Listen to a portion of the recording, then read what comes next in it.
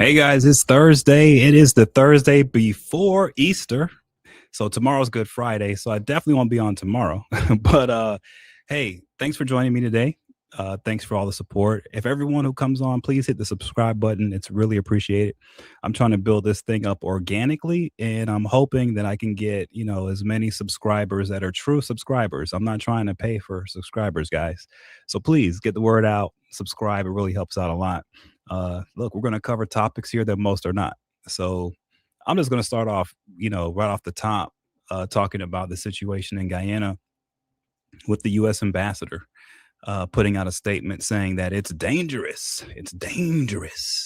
for anyone to try to renegotiate an oil contract. Right? That's where we are today.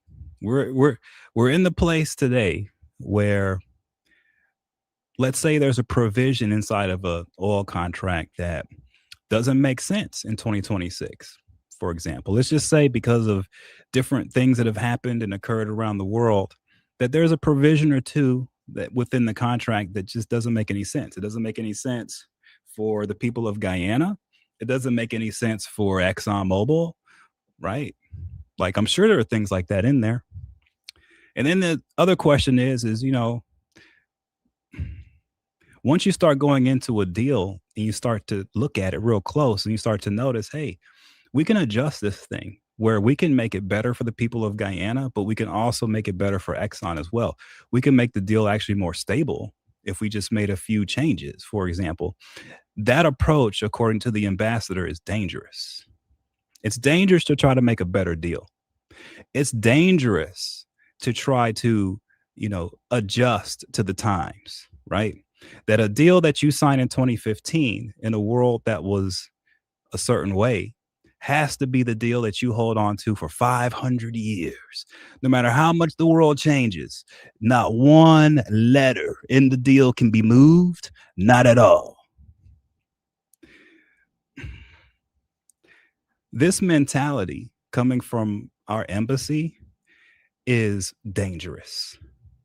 That's what's dangerous, straight up, because there's no reason to be throwing around the word dangerous around anything that's happening when it comes to oil in Guyana.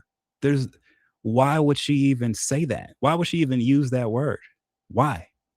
By her using that word, she just made it dangerous. She made it dangerous with the words coming out of her mouth. And so the question is, why would an ambassador be instructed to create a problem where there is no problem? Because that's what she did. When you go out there and you say something's dangerous as an ambassador, you're saying we have a diplomatic problem here. And it's so serious that it's dangerous. Where did this come from? I'm I'm looking at the situation and I'm going, well, why is she flying off the rails like this? Why is she going off the chain like this? What the hell is going on here? Why is she freaking out? Because that's a freak out maneuver. Dangerous. What's she talking about? It makes you wonder, right? Because her thing was, oh, see, if you do that, then it'll make everyone else not want to get oil from Guyana. They're going to see Guyana. They're going to say, oh, those guys, they want to actually have a good deal. So we can't do business there. I mean, why would the people of Guyana looking to get a better deal tell other investors this is a bad place to come? Why? That doesn't even make any sense. So why is she creating a mountain out of a molehill? Why is she trying? Why was she instructed to create a problem now when it concerns oil? Why now? I think I have an idea. So here's the issue. And I brought it up before several times. The price of oil is going up, and it's going to keep going up. And with that price going up, guess what? The people of Guyana should be seeing a huge increase in revenue, right? What happens if the revenue never shows up, even though oil prices are through the roof? What happens then? People start to get angry. People start to get mad. And they start to wonder, what kind of deal is this? where we here in Guyana, we're doing what's right. We're peaceful. It's not easy, but we're being peaceful. We're being a good part of the international community, right? That's the position of Guyana right now, which is a great position, by the way. And it's the position I've been advocating from the beginning. So, how is it possible that that's the position they're in? Oil prices go through the roof, instability is occurring in the Middle East, and yet they're not seeing an increase in revenue? How is that possible? See, now I'm not saying that's what's going to happen, but I have a feeling that that's why she's saying this dangerous stuff, because I think some people in the know are kind of seeing that, um, people are going to start questioning where's the money at when they start to wonder, well, if oil prices are at $150 a barrel, why is it that the amount of revenue coming into Guyana is still the same? Now they're going to say, according to the contract, the reason why is because they get to extract the cost of what it costs to take oil out. So they're taking the cost away before they give Guyana benefit, any profits, right? They keep pulling away on the cost, which is fine. And that's actually good for the people of Guyana, and it's good for their future, because once all the cost is wiped out, then you guys are going to be getting straight cash, right? And so that's where it's at now. So I'm wondering if there's a problem here between between this transition of the oil revenue covering the cost of getting access to the oil, and revenue going into the government of Guyana staying flat or barely raising, even though oil prices are through the roof. See, if that happens, you're going to have a problem. You're going to have a political problem domestically. You're going to have all kinds of problems, which is why I've been saying from the beginning the people of Guyana should probably get a pretty big cash grant, just because of the situation around the world right now. There's so much instability that it's a really good idea to reward the people of Guyana with a good cash grant. Because to me, that's the only way you can get the money directly into the hands of everybody, right? And that's the key of the revenue, is you want to get the oil, as much of the oil revenue, into the hands of the people of Guyana. That's the whole goal. That's the whole point. So her coming out and saying it's dangerous for them to say, hey, we're looking at the deal and we're saying that some things could be fixed. We can improve it, actually, and we could improve it for us and for Exxon. No, that's dangerous. Don't you dare say that. If you even mention that, then no other investors are going to come to Guyana. This is the stance she's taking. And it's so ridiculous to me that it's like, it tells me there's trouble in the air. There's trouble in the air. There's something wrong with the oil revenue. I don't know what it is, but that's what this tells me. And they're going to try to blame the people of Guyana. They're going to try to create probably some type of problem in the society to try to say, oh, these guys are greedy or whatever they're going to do. But that's where this is headed, because she's getting on a very aggressive footing to basically say, the U.S. is going to want to wipe out anybody who even mentions anything about the oil deal. And to be on that kind of footing right now, when things are so crazy in the world, is crazy. Why would she go that far? It's almost like she's trying to create political instability. Which takes me to another thing. There was another ambassador back in the day named Manuel Rocha, and he did a similar move, I think in Ecuador, where right before their elections, he said, hey, if you don't vote for the American candidate, then you're all going to get destroyed economically, right? And when he said that, it basically guaranteed the win for the anti-American candidate the next election. And when Manuel Rocha did it as an as ambassadorial staff for the United States, when he did that, everyone wondered, like, why would no one could figure it out? But then you find out years later he goes to jail for being a Cuban spy, and it's like, yeah, because the Cubans wanted him to say that, right? And so this kind of sounds like that. So I don't know if the Manuel Rocha network is still active in our State Department. I don't know. But this is a Manuel Rocha kind of move with the ambassador talking like that, I got to say. It's one of those things where Cubans would like that. The Cuban intel guys, the anti-American Cubans, they would like a U.S. ambassador to start causing chaos on the oil front in this region right now. That would benefit them a lot. I'm not saying the ambassador is working for the Cuban intel. All I'm saying is that the ambassador works for the U.S. government and the State Department. And unfortunately, we have proven in our government that we allow Cuban spies to run rampant in our government. We let them do whatever the hell they want. If you don't think that I'm telling the truth, look up Manuel Rocha, Victor Manuel Rocha. You'll see. We allowed him to be a Cuban spy for 30, 40 years, and we allowed him to do anything he wanted to do, and we helped him do it. And so he's got a whole network of guys who I haven't seen anyone else arrested related to him. So they're all still working in the US government, right?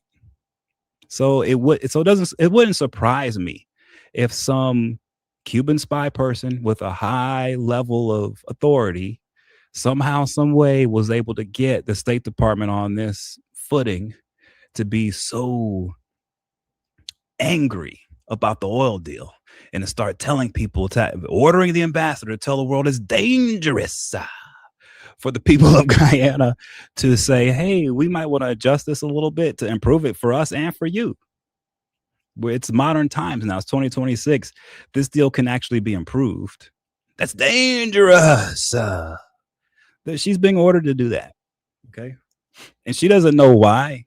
That's the ambassadors don't know why. They don't know why. They just do it. They're told why, but they're not given the real reason why. This comes from higher ups, and it just smells like some Cuban intel thing. I'm sorry. Those are the only people right now. Those are the only people I know of who would really want to cause problems anywhere. And this, what she did, is a problem. It's just a problem. It's going to cause so many problems down the line because no people like to be told that it's dangerous for them to stand up for their rights and to stand up for themselves and say, hey, I don't know if this deal is right for me. It may not even be right for you. Maybe we should both look at this thing and adjust it a little, make it better for both of us. If you can't have a relationship with people where when you're at an impasse where you can't like negotiate in good faith to say, look, there are some issues in our partnership right now that are hurting me on my side and making it harder for me to do what I need to do for my people, right? And I also know that some of this stuff that causes us issues also causes you issues over there, ExxonMobil. And so there might be some changes that we can make on this agreement that can help us out a little bit, but also help us help you, right? If you can't have that kind of relationship, then what's the point of having a deal? Because then you're just saying, well, we're putting a gun to your head. You're going to sign this thing and we're putting a gun to your head. That's not a deal. That's a threat. So I hope the ambassador can walk this back. I hope she can correct the statement and say, well, it's not dangerous for people to want to renegotiate a deal that makes it better for all parties involved. What's so bad about that? I'm telling you, there are things about this deal that even Exxon doesn't like too much. Okay, I promise you, there are things about this deal that ExxonMobil would be more than happy to like get rid of because it doesn't fit their business model right now. It probably was good for them 10 years ago, but it's not good now. It's not good for what they're seeing going forward. So they might actually want to change some things. I'm telling you. But we're never going to get to the point where people can talk on both sides amicably if the ambassador is in the middle before anything saying, hey, it's dangerous to even discuss it. What's she talking about? That's not dangerous. It's ridiculous to even go that route. So I'm not saying she's a Cuban spy. I'm not saying that, a Cuban spy has done this, but I am saying that this is how the Cuban spies work. This is how they create chaos for us in the United States, is they get us and our ambassadorial staff to make huge political blunders like this one, right? It's just a big mistake, and it was uncalled for. So hopefully these guys can walk that back a little bit and say, you know what, guys, Actually, we have an entire system in place that if there is a dispute, we've got international courts, we've got all this stuff. And you know what? If you guys go for that, there will be challenges. Okay. But, you guys are your own country and you have the right. If you need to take that approach, then you have the right to do that. Yes, there will be ramifications to it, but if she's being honest, and everyone else around is being honest, and they know that the nation of Guyana is coming with good intentions and actually trying to improve everything for everyone, then it shouldn't really be that kind of blowback. I don't see how outside corporations would be would look at Guyana saying, "Hey, we want to actually make the deal better for all of us." I don't see how other companies would see that and say that's dangerous. We don't want to involve ourselves with them.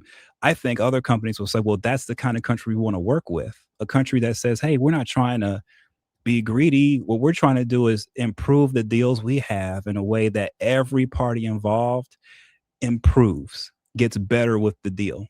And no one can say to me that you can't improve a deal. Of course you can. Of course you can. Come on, guys. Please, seriously. So we should be in that mindset in this region. We should not be in the mindset of ambassadors talking about it's dangerous. Stop. So I hope they walk that back. So with that said, Pam Bondi being out. Now that's incredible because that's a shock. I didn't expect that in a million years. I don't feel one way or the other about it, but I will say this will be a problem for many, many investigations that are dealing in the political realm right now, because those political investigations, they're highly sensitive. And the agents involved are doing things that are like out of control. And she oversees all that stuff in DOJ. So her exit means that if anybody under her has been involved in any kind of shenanigans, oh, they're going to have problems. So that's the issue here, right? Is that anybody in DOJ who's been messing around underneath Pam Bondi's name, now that she's removed, you guys have no cover. Yeah. So we're probably going to see some fallout politically here. And it's probably going to happen pretty quick. I can't predict anything, but I'm pretty sure with a move happening this fast and this quick, there's going to be a lot of happening in the DOJ, and there's going to be a lot of people probably having to resign or do something because, you know, in order to get the job done, sometimes these guys got to kind of cross the line. And if the boss is okay with it, then all right. But if the boss goes away and a new boss comes in and the new boss says, "Ooh, you guys cross the line away I don't agree with," ooh, that hurts. So I think that's what's going to happen here is we're going to see an impact on some of these investigations. Some investigations that Pam Bondi would not perform are now going to be opened. So I think there are a lot of people out there right now who are super worried because if they were about to get something to benefit them through Pam Bondi, that's gone. And for those who have benefited from Pam Bondi and that she didn't go after them, well, that's gone. People are going to get got. That people are going to get got with the new person coming in. And the crazy part is there's an interim guy in, I guess Todd Blanche is his name. When the interim people are in, they are the worst of the worst for like corrupt people in the system because those guys don't give a damn. Like they're only there temporarily. So whatever they do is whatever they do. So there may be some, I'll predict it now. We may see some craziness coming out of the DOJ soon because with an interim guy in there, we might see some indictments and some investigations here that might shock some people. My opinion. And I think that's why Pam Bondi on Drudge it said that she was begging not to get fired. Yeah. I think she's worried about some of this stuff. Hey, that's the way the cookie crumbles, man. And you know, when you play like the way these guys play, you're fired. So yeah, guys, I hope you guys have a great Easter. For some reason, this Easter for me feels a little special. I don't know why. I'm looking forward to this one. I haven't Easter has not been a holiday that I've celebrated much throughout my life. I am a Christian, but I'm not one of the Christians who like does all of the stuff that the traditional stuff. I've always stayed away from that a little bit. But I don't know. I think I'm going to celebrate this Easter. Um, I'm kind of feeling it this Easter for some reason. So yeah, I hope everyone else who celebrates, I hope you have a great and happy Easter. Have a great Easter weekend. Great Good Friday, and let's do this again on Monday.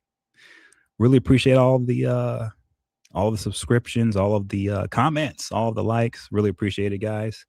Have a great day. Have a great evening. Love you all. Monday.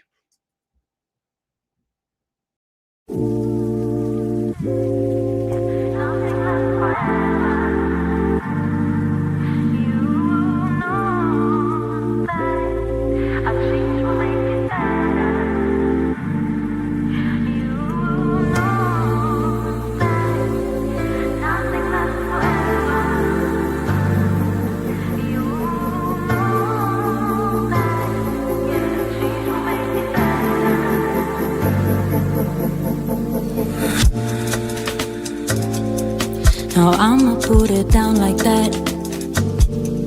I'm leaving, I ain't coming back. You don't like the way I act anyway. You really don't have to react. Don't try to change my mind, in fact. Honey, I've already packed all my stuff. We're no longer kids, let's move on. And you are not my kid, so I'm done. Please don't make me pull my gun. Sorry boy, I can't be the one. You know it, yeah. Nothing lasts forever. You know that a change will make it better. You know that nothing lasts forever. You know that, yeah, change will make it better.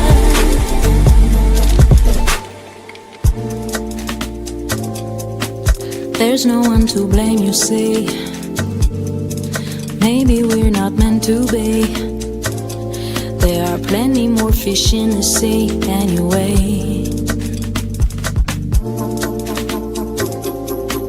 Every day's a different thing, so I'm not into wedding rings.